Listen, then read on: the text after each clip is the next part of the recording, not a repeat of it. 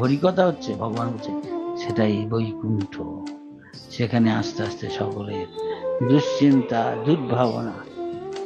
এবং ভক্তিবিনোদ ঠাকুর বলছেন তিনি একজন মহান ভক্ত, যদিও তিনি গৃহস্থ।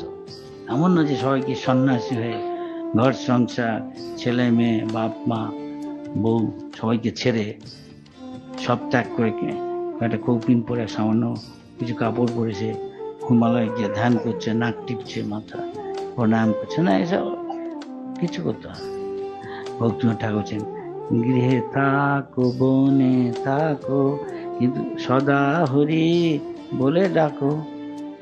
তার মানে তুমি গৃহস্থ জীবনে যাপন করো আসতো, বা ব্রহ্মচারী বা সন্ন্যাসী, যাই হোক তাদের কিছু যায় আসে না, কিন্তু কৃষ্ণ ভক্তি করো, বলো কৃষ্ণ, ভজ কৃষ্ণ, করো কৃষ্ণ। প্রতিটা মুহূর্তে যা কিছু করো কৃষ্ণের সুখের জন্য, তাহলে তুমি মুক্ত, তাহলে তুমি মুক্ত। ভগবানের শ্রেষ্ঠ ভক্ত অনেকেই গৃহস্থ এবং মহাজন,